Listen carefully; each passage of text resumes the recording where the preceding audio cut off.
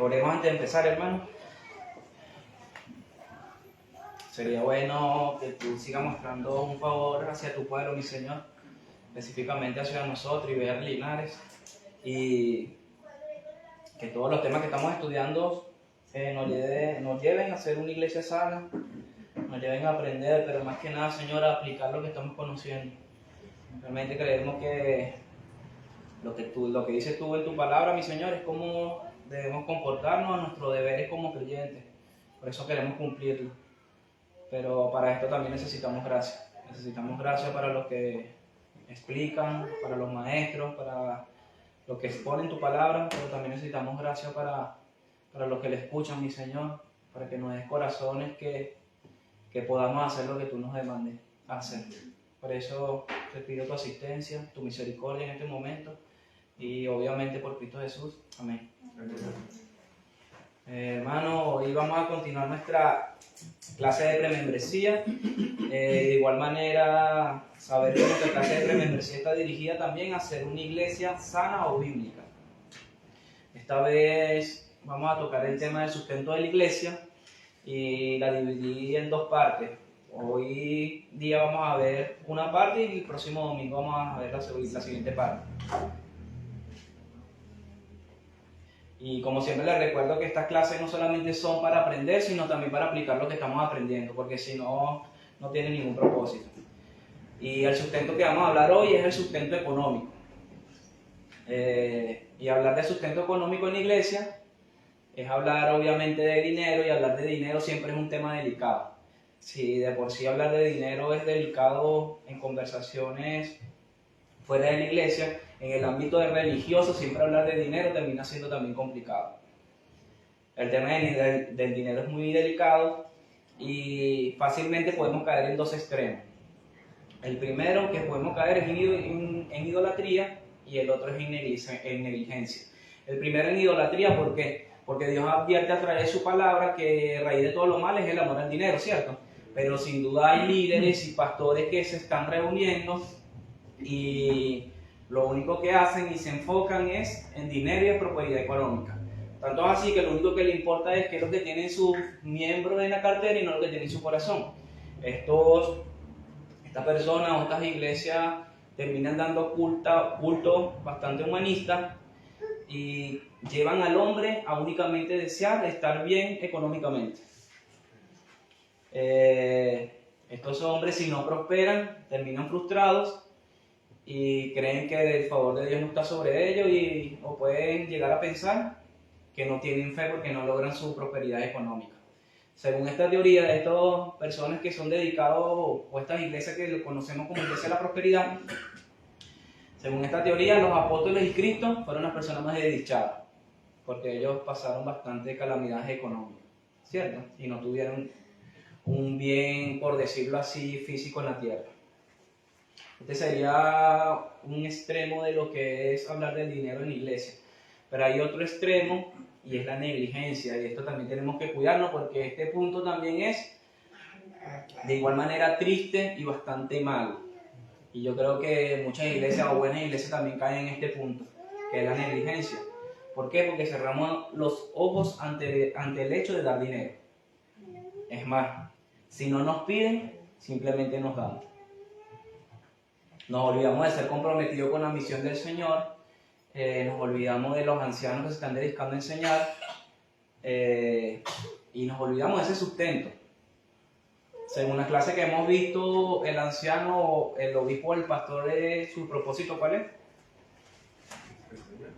Enseñar y la oración, según lo que dice el libro de Hechos, ¿cierto? Y que los diáconos se crearon ¿para qué? Vamos, hermano. Para servir las mesas. Para servir las mesas y para quitarlo la carga al pastor, y el pastor se dedique principalmente a orar y a enseñar, ¿cierto? Esto nos da a entender del que el pastor tiene que dedicarse a orar y a enseñar. De mi punto de vista, yo creo que el pastor, y yo que estoy estudiando ahorita para dar las clases, necesito un tiempo completo, hermano, para dedicarse a la oración, para edificar a los hermanos día tras día, para preparar sermones. Se necesita un tiempo completo. Y si los diáconos en ese momento se levantaron para quitar las barreras de ese pastor, yo creo que hoy día también es necesario que la iglesia sostenga un pastor. ¿Cierto? Amén. Creo que me gusta la palabra que usa Pablo en Corintios, donde él dice: si yo en ustedes estoy sembrando lo terrenal, es gran cosa si yo cosecho de ustedes si yo siembro en ustedes lo espiritual, es gran cosa si yo cosecho de ustedes lo terrenal. Queriendo decir, oye, si yo lo estoy llevando a ustedes a conocer cosas espirituales que es de gran valor, es gran cosa si yo cosecho de ustedes lo terrenal, que debería ser menos comparado con lo espiritual. Eso lo dice Pablo.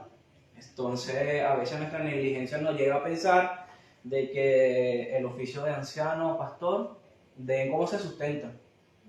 Pero si nosotros llegamos a pensar así, ciertamente un pastor o un anciano no va a tener el tiempo libre para estudiar más las escrituras y para dar buenos sermones. ¿Cierto? Ok, esta parte de la negligencia también nos lleva a no ver las necesidades de la iglesia, hermano. Simplemente no nos importa nada, si falta una silla, si falta una mesa, simplemente cerramos los ojos ante esto. Y también no nos preocupamos si hay alguna necesidad en la iglesia. No sabemos cómo está la vida del hermano económicamente, no sabemos si tiene problemas económicos, simplemente no nos preocupa nada de eso. Y a veces puede ser peor porque a veces nos damos cuenta de que hace falta, aunque sea una bolsa de basura, un desinfectante, pero simplemente decimos que otro hermano se encargue, pero yo no. ¿Cierto? Esta es la otra parte. Vemos que hay iglesias que están idolatrando el dinero y desean querer tener más dinero, pero la otra parte que también es mala y triste es saber que no nos importan las necesidades económicas de la iglesia. No podemos cerrar los ojos ante este tema, hermano. ¿Por qué? Porque yo creo que una persona que habló bastante de los bienes que nosotros tenemos materiales fue Cristo, ¿cierto? Y Cristo dice que nosotros tenemos que ser mayordomos de todo lo que Él nos da. Tenemos que ser buenos administradores de todo lo que Él nos da, de nuestro tiempo, de nuestro dinero, y es una forma en la cual Dios prueba nuestro corazón, cómo nosotros administramos el dinero. Ante este principio, ante estos estudios, nosotros tenemos que hacer una pregunta en cómo podemos nosotros entonces tener una visión bíblica del dinero, o qué principio podemos seguir para saber cómo agradar a Dios en cuanto al dar. Hay varias preguntas que quiero que ustedes respondan, no precisamente hoy, pero sí al finalizar este tema la próxima semana, y es cómo debemos ofrendar y si realmente tenemos que ofrendar. Memoricen esta pregunta. ¿Cómo debemos ofrendar? Una pregunta que es bastante clave es ¿cuánto tenemos que ofrendar? Otra pregunta es ¿cuánto tenemos que retener? Y una que es bastante importante es ¿qué relación tiene mi vida espiritual con lo que ofrendo yo? ¿Cierto? ¿Realmente hay algo espiritual cuando nosotros ofrendamos? Y ciertamente yo creo que ya está pasando por su cabeza cuando yo le hice la pregunta de cuánto tenemos que ofrendar, es que el diezmo, ¿cierto? Yo creo que sin duda muchos han escuchado el diezmo, ¿verdad que sí? ¿Qué piensan ustedes que es el diezmo? Cualquier persona que pueda responder. Sí, por lo general todos dicen el 10% de tu sueldo. O sea, eso es lo primero que se dice. Sí. Pero mucha gente no conoce el trasfondo de la palabra diezmo, el origen, ¿cierto? Sí. En el Antiguo Testamento, cómo era. Pero ahora se habla de lo que tú ganas de tu sueldo mensual, aparte del 10%, sí. Para dárselo al pastor, y muchos piensan que por eso se enriquecen y esas cosas. No, y sí es verdad, hermano, hay muchos que por eso se enriquecen. A pesar de que nuestra iglesia es sana, hay muchas personas que sí se enriquecen por el mal uso del diezmo y por la codicia que hay en su corazón realmente. Bueno, hermano, ciertamente no se escapa de esa idea. Si hablamos del diezmo bíblico, ¿qué era el diezmo bíblico? Bueno, era el 10% de la cosecha o de los ingresos de una persona. ¿Para qué se utilizaba este diezmo? Era el parámetro para las donaciones anuales al tabernáculo o al templo. También se usaban para financiar a los servicios de los levitas y a los sacerdotes. Este era el diezmo bíblico, este es el concepto del diezmo bíblico. ¿Dónde se puede ver el diezmo en el Antiguo Testamento? ¿Dónde se originó? ¿De dónde sale el diezmo? ¿Por qué se tiene que dar diezmo? Bueno, quiero que busquemos Génesis 14, del 17 al 20, y vamos a ver la primera referencia acerca del diezmo en la Biblia.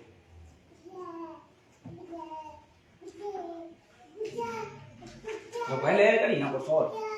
Génesis 14, del 17 al 20. Estas son las primeras referencias del diezmo en el Antiguo Testamento, en la Biblia, la primera referencia. Génesis 14, del 17 al 20. Cuando volvía de la derrota de Kedorlaomer y de los reyes que con él estaban, salió el rey de Sodoma a recibirlo al valle de Saba, que es el valle del rey.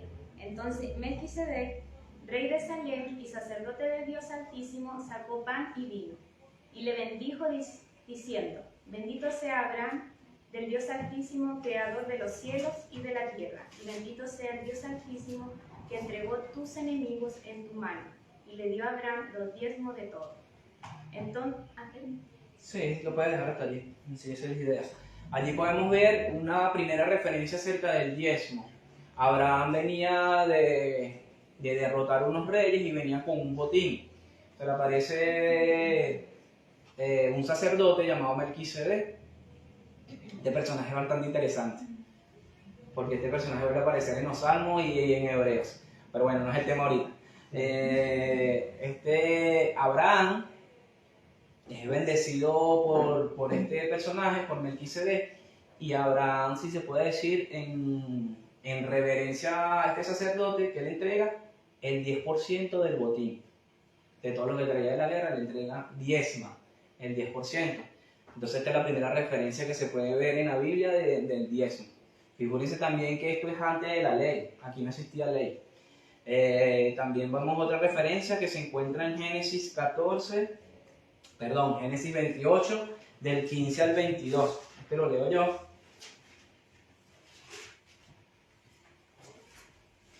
Génesis 28, del 15 al 22.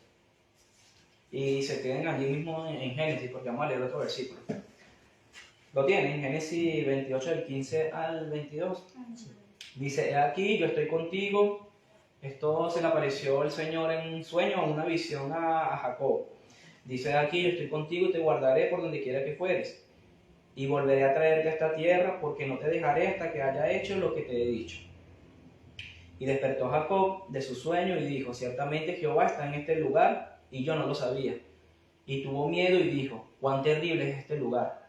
No es otra cosa que casa de Dios y puerta del cielo. Y se levantó Jacob de mañana y tomó la piedra que había puesto de cabecera y la alzó por señal y derramó aceite encima de ella. Y llamó el nombre de aquel lugar Betel, aunque Luz era el nombre de la ciudad primero. E hizo Jacob voto diciendo: Si fuere Dios conmigo y me guardare en este viaje en que voy, y me diere pan para comer y vestido para vestir, y si volviera en paz a casa de mi padre, Jehová será mi Dios. Aquí viene la referencia al diezmo. Y esta piedra que he puesto por señal será casa de Dios, y de todo lo que me dieres, el diezmo apartaré para ti. Esta sería la segunda referencia del diezmo en el Antiguo Testamento. También vale destacar que esta referencia se hace antes de la ley.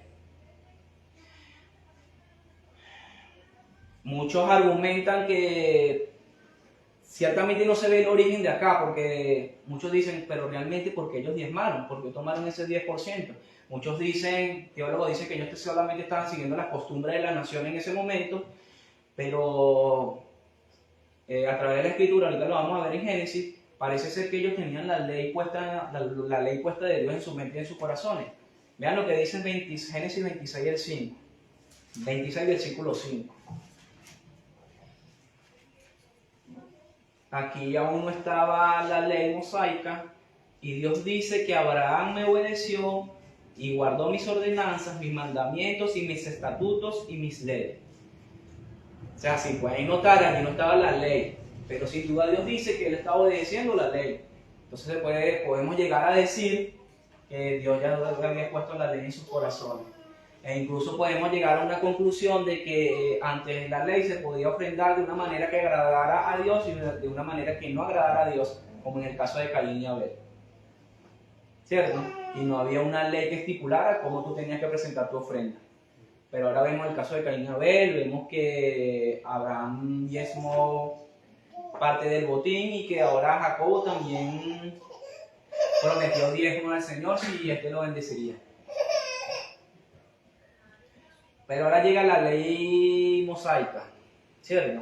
Aparte de estos diezmos que se presentan, ahora llega la ley de Dios que manifiesta el carácter de Dios.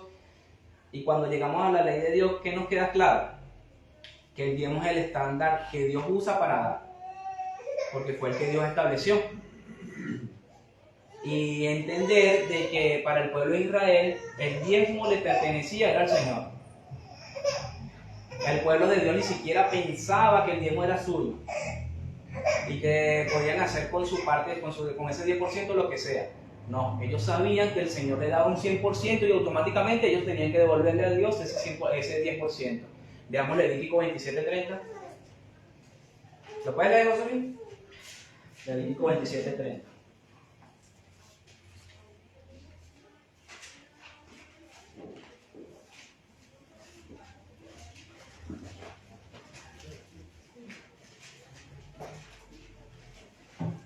Y el diezmo de la tierra, así de la simiente de la tierra, como el fruto de los árboles de Jehová es cosa dedicada a Jehová. Ciertamente que dice ahí, el diezmo le pertenece a Jehová. Al Señor no te pierdas, manténlo allí porque ahorita necesito que lo vuelva a leer con otros versículos más. Entonces, ¿qué podemos entender, hermano? Que según la ley, porque Levítico ya estaba escrito la ley, Levítico trata de acerca de la ley, Dios estableció que el 10% le pertenecía al Señor y que nadie lo podía tocar. Entonces las mentes de los israelitas estaban claros de que automáticamente tenían que devolver el 10% al Señor. Bajo esta ley mosaica se pueden ver diferentes tipos de diezmo, algo también que necesitamos entender, hermano, porque muchos dicen que nosotros tenemos que diezmar como Israel, pero es muy difícil traer específicamente todas las cosas hoy en día. Primero, voy a hablar 3 tipos de diezmos que aparecen en las escrituras. Hay muchas personas que dicen, muchos teólogos que dicen que hay muchos diezmos que daba el pueblo de Israel, pero lo que realmente aparecen en la escritura o están claros en la escritura son estos 3. Primero, era un diezmo regular que tenían que dar el pueblo de Israel anualmente. Este era el diezmo que era general, todo el mundo lo hacía, y que este diezmo se tenía que también llevar al templo. Este diezmo consistía en traer una 10ª parte de la semilla. También entender que la economía no funcionaba como ahora. La economía era guerras, siembras y tener animales. Entonces ellos diezmaban su parte de botines, de la semilla, del fruto y de las ovejas. Y esto era dado al Señor. Pero a su vez, esta 10ª parte servía para el mantenimiento de los levitas, del templo o el tabernáculo. Este era el diezmo general. Cuando la Biblia estipula este diezmo, o Dios, el Señor en su ley estipula este diezmo, este era el diezmo principal. Eso lo vamos a volver a leer Levítico 27:30, pero esta vez léelo hasta el 32, lee el 30, 31 y 32, por favor. Y el diezmo de la tierra, así de la simiente de la tierra, como del fruto de los árboles de Jehová es cosa dedicada a Jehová. Y si alguno quisiera rescatar algo del diezmo, añadirá la 5ª parte de su precio por ello. Y todo diezmo de vacas o de ovejas o de todo lo que pasa bajo la vara, el diezmo será consagrado a Jehová. Sí. Entonces, este es el diezmo general que la ley estipuló, que Dios estipuló. Este 10% tenía que ser traído a Dios y no se podía tocar porque era algo consagrado, era algo apartado. Y si a alguien se le ocurría tocar este diezmo, porque ya ellos tenían en su mente que esto le pertenecía al Señor, si ellos lo tocaban tenían que reponer ese diezmo hasta 5 veces. ¿Cierto? Hay otros diezmos. Pero para seguir con este diezmo, también leamos Deuteronomio 12 del 17 al 19. Si puedes, Pablo, ¿lo puedes leer? Deuteronomio 12 del 17 al 19. Estos versículos también hablan de ese diezmo principal o ese diezmo consagrado y que se tenía que presentar únicamente en el templo. 12, ¿cuánto? 17 al 19. Ni comerás en tus poblaciones el diezmo de tu grano, de tu vino o de tu aceite, ni las primicias de tus vacas, ni de tus ovejas, ni los votos que prometiereis, ni las ofrendas voluntarias, ni las ofrendas elevadas de tus manos, sino que delante de Jehová tu Dios las comerás, en el lugar que Jehová tu Dios hubiera escogido, tú, tu hijo, tu hija, tu siervo, tu sierva, y el levita que habite en tus poblaciones. Te alegrarás delante de Jehová, tu Dios, de todas las obras de tus manos. Sí, quédate allí en Deuteronomio para que después me ayudes con otro versículo. Bueno, este era, como le dije, este era el primer tipo de diezmo que menciona la Escritura, y este era un diezmo consagrado al Señor y que se tenía que traer únicamente ¿a dónde? ¿A dónde? Si lo acabamos de leer. Al lugar donde Dios escogiere para poner su nombre allí. Podría ser el tabernáculo donde estuviera el templo. También entender, esto creo que lo explicó Juan, que la presencia de Dios se manifestaba solamente ¿en dónde? En el tabernáculo donde estaba el arca. ¿Sí? Según la Biblia dice que Dios tenía que traer sus diezmos. Este es el primer tipo de diezmo que presenta, que era un diezmo consagrado y general para todos, y se tenía que traer anualmente a la casa del Señor. Un segundo tipo de diezmo es el diezmo, se le puede denominar un diezmo de caridad, y este diezmo se hacía cada 3 años. ¿Por qué se le conoce que es un diezmo de caridad? Porque este era para ayuda del extranjero, de los huérfanos y de las viudas. Dice Deuteronomio, para que podamos ver este tipo de diezmo, este segundo tipo de diezmo que presenta el pueblo de Israel. En Deuteronomio dice, Deuteronomio 14, del 28 al 29, y si puedes, Pablo, lee el 26, Deuteronomio 26, versículo 12. Yo leo el 14. Hijo. Sí. Fíjense que este segundo tipo de diezmo, como le dije, es un diezmo que se usaba para el extranjero, el huérfano y ayudar a la viuda. Dice así la Biblia, Deuteronomio 14, del 28 al 29, dice, al final de cada 3 años. Es un diezmo que se daba cada 3 años. Sacará todo el diezmo de tus productos de aquel año y lo guardarás en tus ciudades. Entonces vendrán el levita, que no tiene parte ni heredad contigo, el forastero, el huérfano y la viuda que hayan en tus ciudades. Ellos comerán y se saciarán para que el Señor tu Dios te bendiga en toda obra que hagan con tus manos. Este era un diezmo que también se ofrecía. Deuteronomio 26, 12, Pablo. Cuando acabes de diezmar todo el diezmo de tus frutos en el año tercero, el año del diezmo darás también al levita, al extranjero, al huérfano y a la viuda, y comerán en tus aldeas y se saciarán. Ya, entonces este es un segundo tipo de diezmo que habla la Biblia. Entonces no se olviden, tenemos un diezmo consagrado que era para el Señor, un diezmo apartado que se tenía que presentar en el templo, y ahora vemos otro diezmo que es para ayudar a los más pobres en la ciudad. Este se hacía cada 3 años. Ya, y por último vemos otro diezmo que aparece en la Biblia, y es el diezmo de los diezmos. Y esto era, los levitas recibían el diezmo de todas las personas del pueblo de Israel, y los levitas tenían que apartar del diezmo que traía todo Israel el 10% para dárselo al sumo sacerdote, el que estaba ministrando dentro del templo. Entonces tenemos estos 3 diezmos, un diezmo que se presentaba consagrado al Señor para el templo, y para los levitas tenemos un diezmo que también era para los pobres de la ciudad en ese momento. Y ahora tenemos un tercer diezmo, que es el diezmo de los diezmos que presentaban los levitas y se los daban al sumo sacerdote únicamente. Esto lo podemos ver en número 18, del 25 al 28. Si quieren no lo leamos para avanzar más rápido. ¿Qué tenemos ahora? Esto era la ley del Señor. Ya Dios había estipulado que se tenían que dar estos diezmos. Y el que no cumplía con esto simplemente caía bajo maldición, porque era la ley del Señor. Esto se tenía que cumplir, no se podía pasar por alto. Por eso que hay Malaquías que dice que ¿por qué robaron a Dios? ¿Y en qué robaron a Dios? En que no dieron sus diezmos. ¿Por qué? Porque era una ley del Señor, ellos tenían que haber cumplido la entrega de sus diezmos. Entonces ahora vemos que en la ley el que no diezmaba caía bajo maldición. Bajo el pacto antiguo, el que no diezmaba caía en maldición. Un comentario interesante es este, hermano.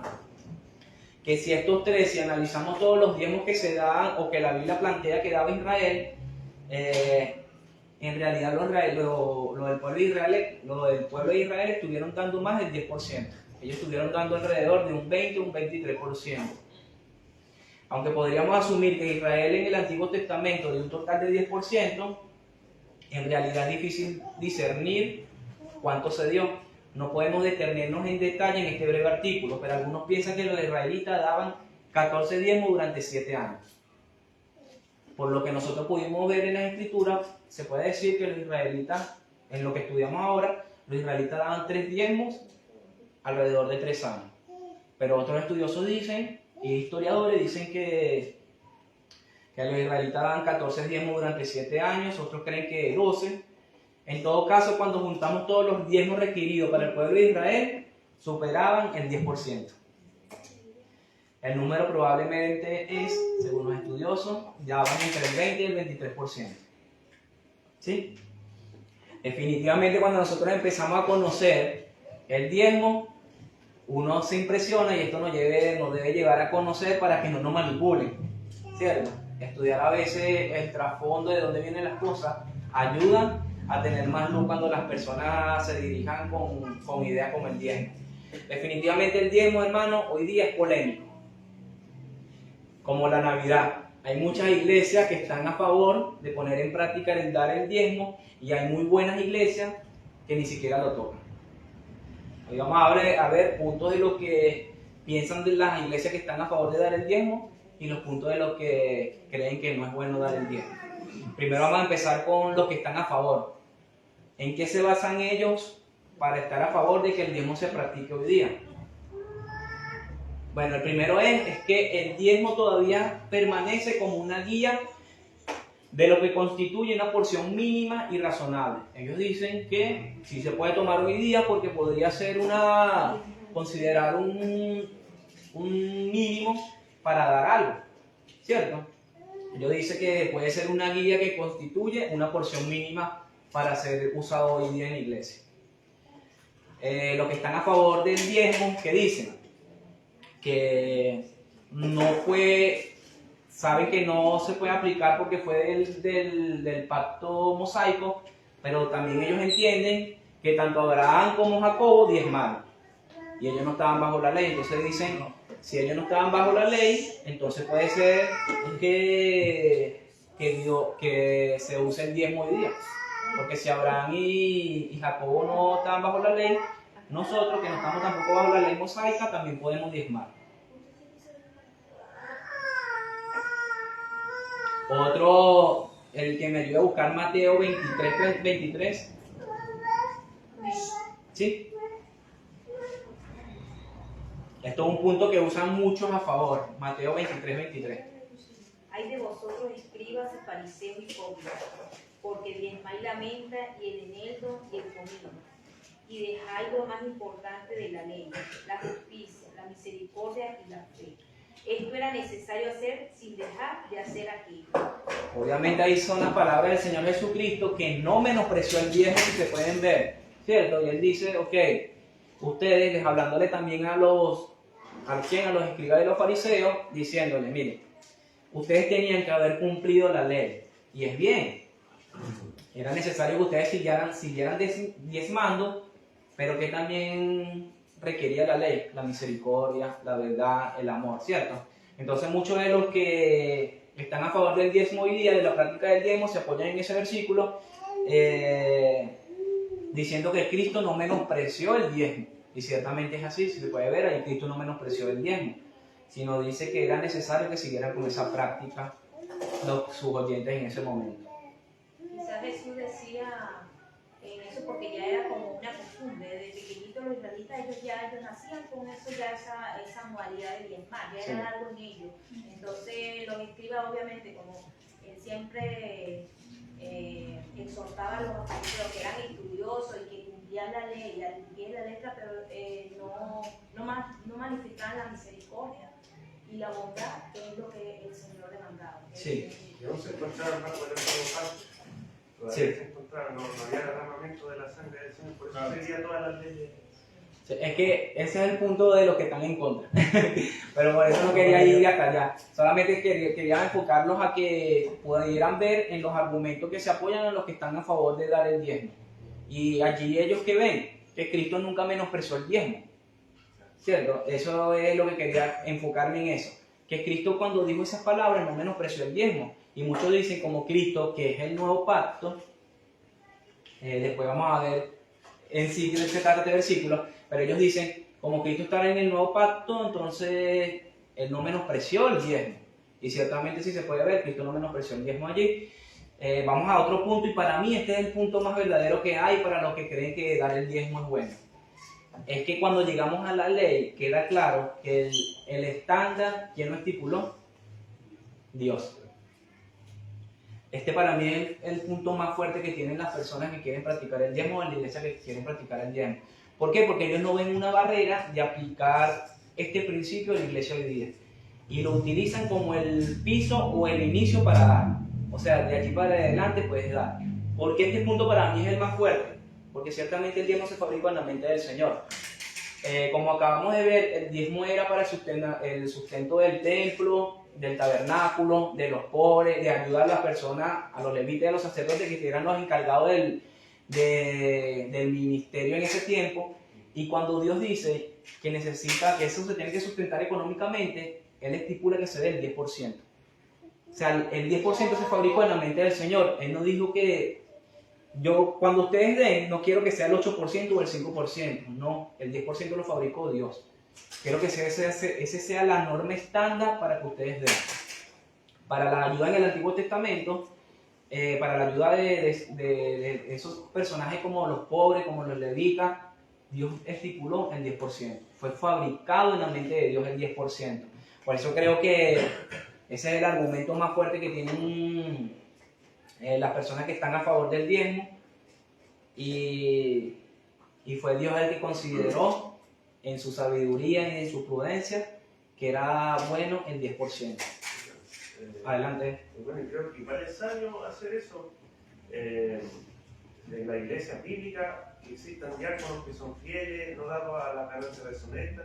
Ellos pueden tener una cuenta o algo en donde juntar, donde tener un ahorro para la iglesia. Y esa iglesia puede tener viuda, puede venir huérfano, puede venir problemas económicos en una familia, y ahí uno saca y está ahí teniendo un apoyo financiero, sí, por esta clase de diezmo que la iglesia puede dar de corazón, ¿cierto? Sí. Cada uno. Pero yo creo que es algo bueno. Sí. No debemos tampoco menospreciarlo, es decir, no es válido. Sí, por eso les digo que este para mí es el punto más fuerte, porque ciertamente si una iglesia dice que este fue el estándar que Dios usó, porque Dios dijo, oye, deseo que mi pueblo ayuden a los pobres y deseo que ayuden a la obra del ministerio. Y Él dijo, en su sabiduría, den el 10%. Figúrense que no dijo ni el 8 ni el 5%, sino que esto se fabricó en la mente del Señor. Quiero que de lo que yo le doy, tomen el 10% para el sustento. Y también entender, hermano, que no es que se lo estamos devolviendo a Dios ni siquiera le hace falta eso, sino que en su sabiduría y en su orden es necesario que se mantenga la iglesia, en aquel tiempo el pueblo de Israel, o el ministerio del pueblo de Israel, y entonces Él fabricó ese 10%. Él lo consideró en su sabiduría prudente. Si ustedes me dicen, yo soy del team de los que no están a favor, pero si una iglesia se guía por este principio, y no por el principio de seguir las mismas leyes del pueblo de Israel, creo que está bien, porque es un principio sabio, es un principio que nació en la mente del Señor. ¿Sí? Figúrense de lo que dice Tim Keller, este es un teólogo estadounidense.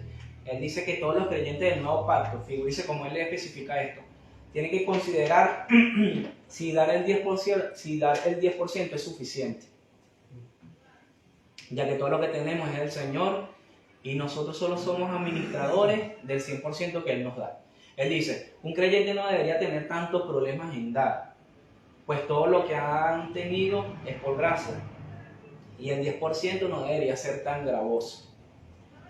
Él dice, ¿por qué? Porque el creyente del nuevo pacto más bien tiene que tener deseo de dar.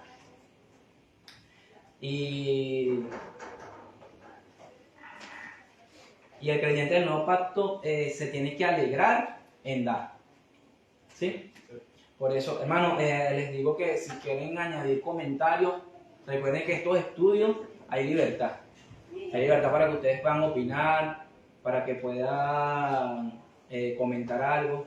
Añadiendo el comentario del hermano Juan, me parece también bien que esto debe ser obviamente internalizado en nuestro corazón, de verdad, para el sustento de la iglesia. Porque como dices tú, de repente hay necesidades a veces entre nosotros mismos y esa esperanza o ese abono que hay en la iglesia, podemos ayudar también a otros hermanos. Sí. Y no sé, siento que no sé, que el Señor que pueda pues internalizar eso en nuestro corazón a cada uno de nosotros, que sea de nosotros en nuestro corazón, porque hay iglesias también que si no dan el diezmo te señalan, que no, mira, tienes tantos meses que sin dar el diezmo, eso te hace sentir mal, te hace sentir incómodo, porque muchas veces no puedes, hay personas que no pueden dar el diezmo. Así es. Pero si en nosotros está de poderlo hacer, excelente, pero que no sea forzado, sino que sea realmente de corazón. Sí. Es que por eso le digo, sí, al principio me gusta. El principio me gusta porque es un principio que nace en la mente del Señor. Porque fue Dios el que dijo en el Antiguo Testamento, en el Antiguo Pacto, den el 10% para que puedan ayudar a los pobres y para que sostengan el templo y el tabernáculo, ¿cierto? Sin duda por eso le dije, hay dos extremos. La idolatría y el deseo malvado del corazón del hombre, que siempre quiere tener y más acumular riquezas, y muchos utilizan esa palabra diezmo para cumplir sus deseos avariciosos, ¿cierto? Pero también que tenemos el otro extremo, por eso le mencioné esos dos extremos, es la negligencia. Es que a veces, por lo menos esta iglesia, yo sé que ustedes están conscientes de que es sana, pero a veces el hecho de cuando una persona nos pide, simplemente no damos y nos olvidamos de las necesidades de las personas. Nos olvidamos de las necesidades que a veces tenemos en la iglesia. ¿Sí? Entonces por eso le dije, para mí ese punto es muy bueno, el punto más fuerte que tienen los que practican el dar el diezmo, y no lo criticaría. Creo que es un principio que fácilmente una iglesia sana se puede adaptar, ¿sí? Pero también vamos a ver ahora las razones de las iglesias que también son buenas iglesias, las razones que usan esas iglesias para no dar el diezmo. Una de las primeras razones es fácil: los creyentes no estamos bajo el pacto mosaico. Eso es simple. Esos mandamientos estipulados en el antiguo pacto simplemente ya no están en vigor para los creyentes del nuevo pacto. Incluso tratar de trasladar esas mismas prácticas es imposible, hermano. Muchos se alegan diciendo de que no, pero hay leyes que son morales, cívicas, ceremoniales para apoyar el diezmo. Pero ciertamente el diezmo no entraría en las leyes que son actuales hoy, que mayormente son morales. ¿Sí? Una segunda característica de los que no apoyan el dar el diezmo, y es que Abraham, ¿sabes que ellos dicen que se puede utilizar el caso de Abraham y de Jacobo porque ellos no estaban bajo la ley, entonces vamos a diezmar? Pero ciertamente los que no apoyan el dar el diezmo dicen que estos ejemplos difícilmente demuestran el dar el diezmo como algo común. Más bien, si analizamos lo de Abraham y de Jacobo, fue que sucesos únicos, acontecimientos únicos. Y utilizar lo que sucedió con ellos, no podemos hacerlo una regla regular. Porque si podemos ver, Abraham no siguió diendo el diezmo de todas las cosas y Abraham tuvo más batallas. Entonces no se puede hacer una norma el utilizar ese pasaje para decir que tenemos que dar el diezmo regularmente. No hay evidencia entonces de que Abraham diera el 10% a Dios de manera regular. Y Jacobo simplemente es una regla de ver que por agradecimiento a la bendición de Dios, él entregó. Pero se estipula como una norma que tiene que hacer el pueblo. No. Es un suceso único. ¿Sí? Otro punto que utilizan las personas que no están a favor del diezmo es que el diezmo, y este también es un punto muy bueno, el diezmo está ligado a la tierra de Israel. Que Israel recibió bajo el antiguo pacto. ¿Por qué? Porque como ustedes pueden ver, el diezmo se entregaba una vez al año, o a veces una vez cada 3 años, el que se entregaba una vez al año se tenía que entregar ¿dónde? En el templo, en el tabernáculo, tenían que reunir Era todo. una teocracia también. Y eso es muy importante. ¿Por qué? Porque la religión para el pueblo de Israel era su vida, hermano. Su política, sus leyes, su constitución era lo que Dios decía. Teocracia era algo gobernado por el Señor. ¿Cuál es la diferencia de ellos con nosotros? Que nosotros estamos bajo la autoridad de la iglesia, pero también nosotros pagamos impuestos al Estado. ¿Sí entienden? Sus impuestos era el diezmo, se lo tenían que traer al templo.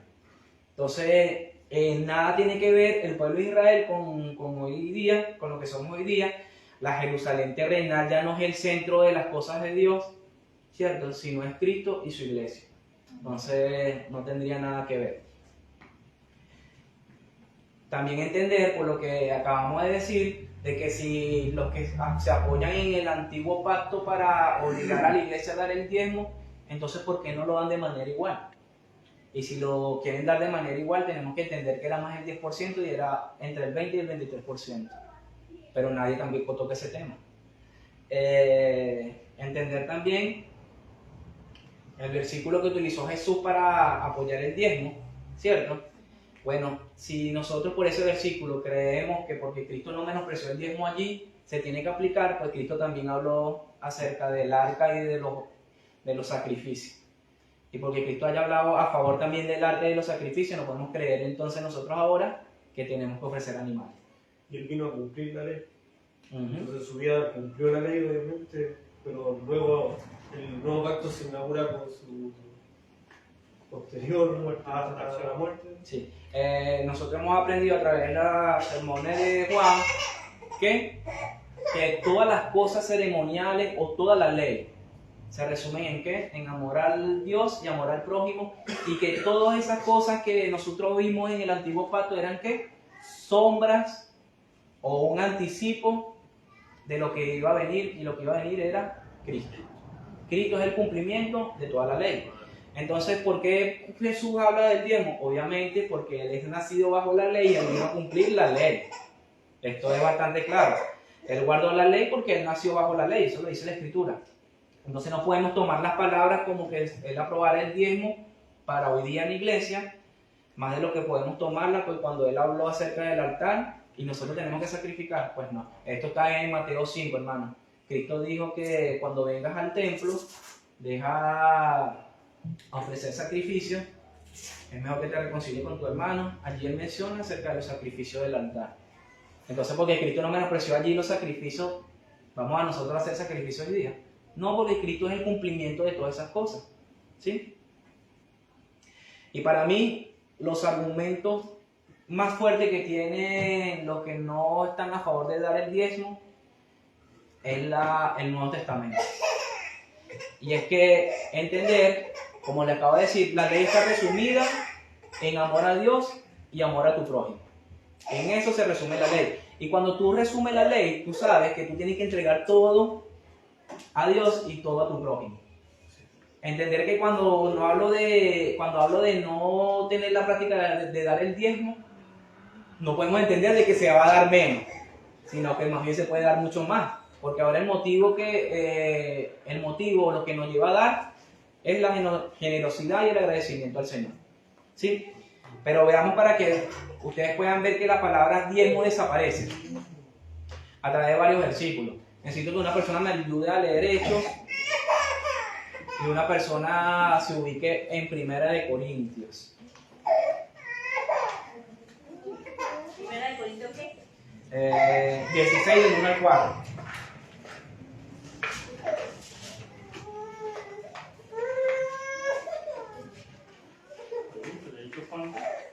Hechos 2, del 43 al 47, y la persona que va a leer Hechos tiene que leer otros versículos del libro de Hechos.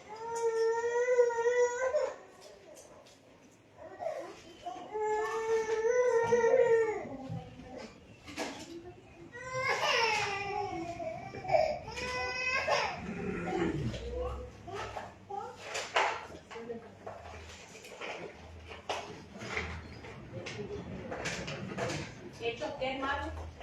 Hechos 2, del 43 al 47. Yo quiero ver que acá, antes de empezar a leer, ustedes puedan notar que cuando había necesidades en la iglesia, no utilizan la palabra diezmo, para nada. Utilizan otras palabras. Y la mayor palabra que utilizan es generosidad. De acuerdo a su generosidad, de acuerdo a ustedes lo que tengan en su corazón, ustedes van a ayudar a las personas. Antiguamente Dios utilizó la palabra diezmo para ayudar a los pobres, a las viudas y a los huérfanos, para el sostenimiento del templo, pero ahora no utilizan esa palabra. Pablo no vuelve a utilizar esa palabra. Hechos 2, del 43 al 47. ¿Nadie lo tiene? No, porfa. Y sobrevino temor a toda persona, y muchas maravillas y señales eran hechas por los apóstoles. Todos los que habían creído estaban juntos y tenían en común todas las cosas, y vendían sus propiedades y sus bienes, y los repartían a todos, según la necesidad de cada uno, y preservando unánimes cada día en el templo, y partiendo el pan en las casas, comían juntos con alegría y sencillez de corazón, alabando a Dios y teniendo favor con el pueblo. Y el Señor añadía cada día a la iglesia los que habían de ser salvos. Ya. ¿Qué norma se utilizó allí? ¿El diezmo? ¿Qué norma se utilizó? La ofrenda voluntaria. Ofrenda voluntaria. Ellos vendían sus bienes ¿según qué? Según la necesidad de los demás hermanos. Fíjense ahí que Pablo, perdón, ahí no está Pablo, ahí están los apóstoles Pedro, Juan y Jacobo. Fíjense que ahí la iglesia se levanta y dice que vendían sus bienes según la necesidad de sus hermanos. Allí los apóstoles que tenían mucho más conocimiento que nosotros no utilizaron la palabra, aparte en sus diezmos para ayudar a los necesitados, no. Vendían sus propiedades para dar a los más necesitados. No se utiliza la palabra diezmo. Continúa con Hechos 4, del 32 al 37.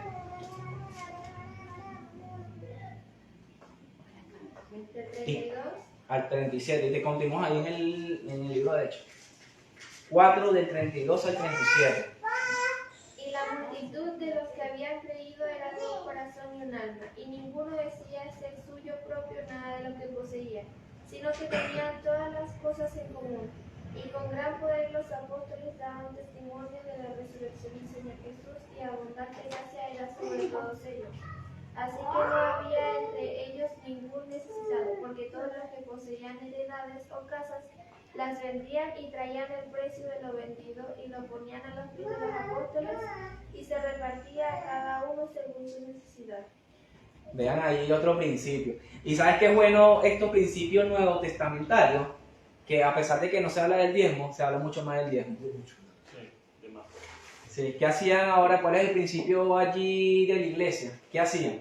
Vendían todo. Vendían sus propiedades, no todas, no todas, porque muchos dicen o llegan los teólogos a pensar de que nadie se iba a quedar sin su propio techo, sino que posiblemente tenían más propiedades y vendían otras propiedades para que el hermano que no tuviera techo tuviera. El principio que lo llevaba, ¿cuál era? La generosidad y el ver que el amor al hermano suplir la necesidad del hermano. Lo que ahora vemos en el Nuevo Testamento es que el principio del diezmo se amplió.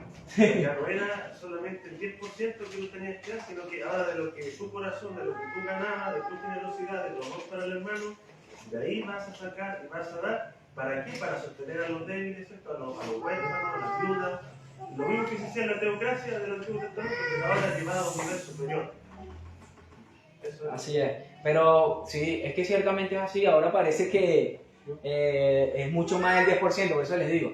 Ahora es suplir la necesidad del hermano. Pero también por eso, el punto a favor de todos estos hermanos que no quieren poner en práctica el diezmo son puntos buenos. Porque si ustedes se pueden ver, aquí no menciona la palabra diezmo.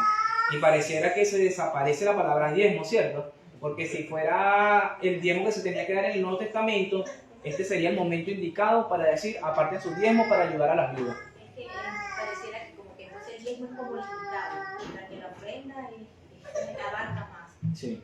Pero el diezmo se utilizaba antiguamente para sostener a los pobres, ¿cierto? ¿Cierto? Pero ahora para sostener a los pobres, ¿qué apelan los apóstoles? A la generosidad. Vamos a tratar de suplir la necesidad del hermano. Nicole, te quedaste en Hechos, ¿cierto? Hechos 11, del 27 al 30. Hermano, me estoy llevando tiempo, pero es bueno salir de esto, del tema de los diezmos hoy.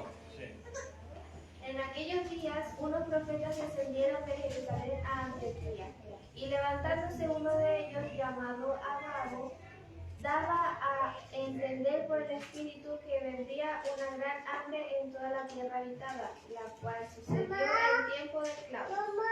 Entonces los discípulos, cada uno conforme a lo que tenía, determinaron enviar socorro a los hermanos que habitaban en Judea, la cual en efecto hicieron, enviándolo a los ancianos hermanos de Bernabé y de Saulo. Venía un hambre, una necesidad grande. ¿Qué hicieron ahora aquí los apóstoles? Hicieron una vaca. Perdón, la iglesia hicieron una vaca para suplir las necesidades. Tiene la de Corintios, Jerry. Corintios 16, del 1 al 4. Este es un argumento bastante fuerte. El título es la ofrenda para los santos. En cuanto a la ofrenda para los santos, haced vosotros también de la manera que ordené en las iglesias de Galacia. Cada primer día de la semana, cada uno de vosotros ponga aparte algo, según haya prosperado, guardándolo para que cuando yo llegue no se recojan entonces ofrendas. Y cuando haya llegado a quienes hubieseis designado por carta, a estos enviaré para que lleven vuestro donativo a Jerusalén. Y si fuere propio que yo también vaya, irán conmigo. ¿Qué podemos entender allí? Conforme a la prosperidad tenían que apartar, ¿cierto? Sí. Que pongan aparte lo que cada quien puso en su corazón y después Pablo lo iba a pasar buscando. Obviamente, Pablo dice allí que conforme lo que haya prosperado, ¿cierto? Aparte los diezmos. Ahora no. No era para Pablo, el grupo era para llevarlo a los hermanos que estaban. La ofrenda a los santos en otras iglesias que estaban pasando necesidades. Claro, tampoco él no determinó cantidad. No. ¿Qué dice allí? Sí, ¿Conforme a qué? a lo que haya prosperado. Figúrense bien que no vuelvo a utilizar la palabra diezmo. Hermano, hay muchos versículos más, los tengo acá, pero no quiero tampoco enfrascarme tanto en eso. Pero yo creo que los principios de los que están a favor quedaron bastante claros y de los que no están a favor quedaron bastante claros, ¿cierto? Claro, Entonces, de igual manera puedes enviar eso al grupo también. sí, yo tengo, si hay que sacar una conclusión, yo creo que se podría llevar a una asamblea. Principalmente creo que si una iglesia quiere imponer el diezmo, no.